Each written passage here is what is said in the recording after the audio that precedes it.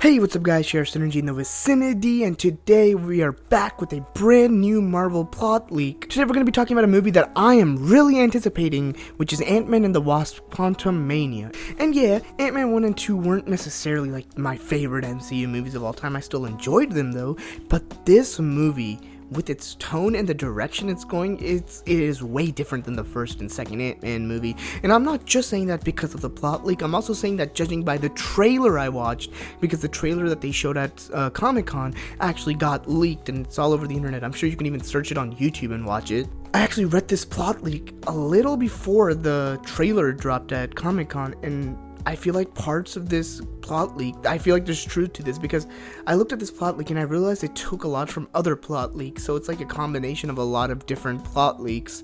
So there is definitely some truth to this, but as always, I say take it with a grain of salt, and if you don't like spoilers, don't watch in case things in this plot leak end up being true. But I can tell you there's a few things in this plot leak that I've heard from other places, so I feel like there is some truth to this plot leak. But before we get started, please leave a like, comment, and subscribe. If you're new to the channel, hit the post notification bell. We cover Marvel, Nintendo, Sonic the Hedgehog, you name it, we cover it. Don't know why I said we, because I'm the only one running this channel, but we cover it. And I will be issuing the spoiler warning, by the way, because there are definitely some spoilers in this. I've heard a lot, there's some things in this leak that is fake, but I've heard there is some things that are actually true. And like I said, I saw this leak a few days before the trailer dropped, and the trailer kind of, there's some things in the trailer that kind of, you can see it when you read this leak. And the thing is, there's definitely a few things in this that are actually true, because you'll see. So, the film begins with the original Kang looking at planet Earth from what looks like a room. He's not seeing the heroes, but something worse, their versions. Kang only fears himself, and I'll be honest, I don't actually think this is how Ant-Man 3 starts. This part I feel like could actually be fake. The Marvel logo is presented after a song played on violin or guitar solo, and we go to a flashback. Janet is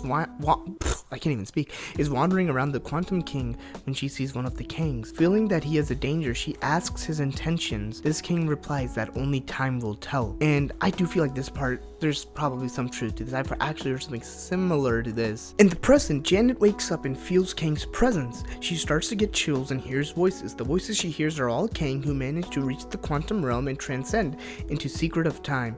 And here's the thing, I feel like this part is definitely real. I think there will be something like that with Janet waking up and hearing Kang's voice and stuff like in the voices and all that. Like that's most likely actually happening in the movie, because this is not the first place I've seen this get mentioned. Janet gathers the entire Ant family together and explains what happens while she was in the quantum realm.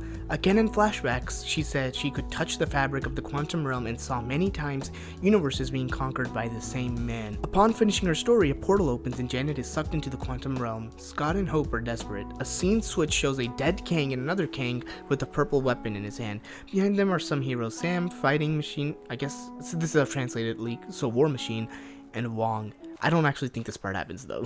Like, don't expect these cameos in this movie at all, even despite this leak. But her getting sucked into the quantum realm is actually something that I think I've heard being said before, and I think it was shown in the trailers too. Kang doesn't just kill heroes, he kills himself. He is at war with all of his versions who have discovered the secret of time. The cool thing about this villain is that Avengers, Guardians, TVA, in each universe he has a different army. In this universe the Avengers obey him. I don't actually think this part happens though. The beginning part where he kills himself, he's at war with all his versions, is something that I guess they've been kind of implying anyways. There's a few Kangs that don't like each other, and with a movie like Kang Dynasty coming up, I'd imagine we'd get something like that with the Kang not liking another Kang variant.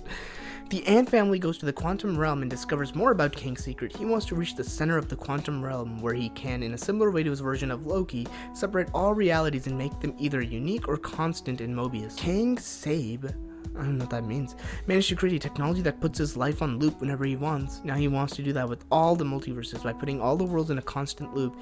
He could decide paths and realities, and if it went wrong, he would reboot them. In the quantum realm, the Ant family finds Janet with King Kryler. By the way, King Kryler is played by Bill Murray, and I think that actually got confirmed in the trailer, right? He was like the king of the quantum realm.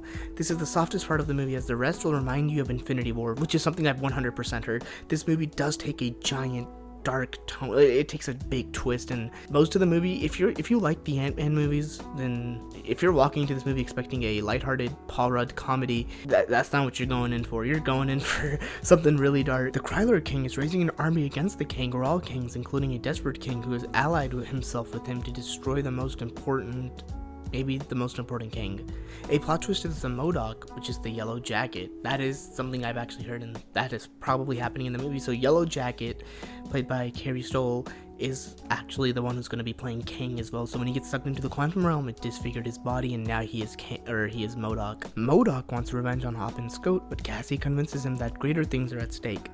Kang invades the realm of Krylar and is betrayed by MODOK, who was a double agent. MODOK withdraws Kang's technology and the heroes flee with MODOK. Amazed by Kang's technology, MODOK then betrays Cassie, with whom he had just forged a friendship, and traps the heroes in the quantum realm, invading Earth, which is something I do believe is actually happening in this movie. But Kang already expected that, and that variant trapped in the quantum realm was a variant enslaved by the more powerful Kang. There's a lot of Kangs apparently in this movie. I know there's a lot of Kangs in Dynasty though. MODOK is killed by the original Kang, who goes to the Ant family meeting. He says he's killed many Janets over the eons, but he doesn't remember if he's killed Scott. There's a whole I can't even pronounce that word, debauchery, and Cassie attacks him from behind, killing him. Kang then appears out of nowhere and says that he can't possibly be killed. He's traveled through thousands of periods of history and stayed there waiting. So every time his original self dies in the past, his past self replaces him, which is a little confusing, but when you see it in the movie, it's going to make more sense. At that time, a portal opens and other cameos appear and help Kang. Don't expect great heroes. They will be variants of Scott, Janet, Cassie, and Hope, to mock the heroes. Like, to mock them as in, like, look,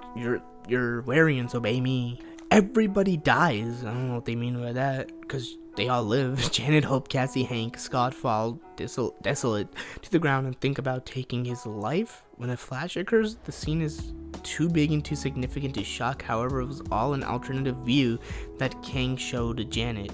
Shocked by the villain's power, Janet sacrifices herself and disappears with Kang, pleading with everyone to flee and warn the heroes of the land of the approaching universal threat. Kang again comes from the past and doesn't care about Janet's death. I did hear about this ending, by the way. I do believe this is actually happening in the movie. Hank, Hope, Cassie, and Scott have a funeral. Wong, Sam, and Hulk show up to discuss this new villain. The film ends with Wong being warned by the Kamertosh that the wheel has been broken, but it wasn't in a magical way.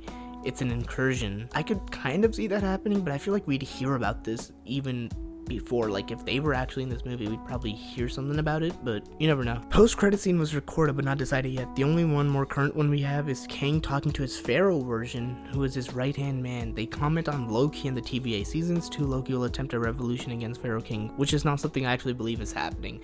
Based by the set leaks of Loki 2, we haven't really seen anything that implies that they're gonna go to the pyramids and everything, so I don't think this post-credit scene is actually a thing. But that was the fun little plot leak.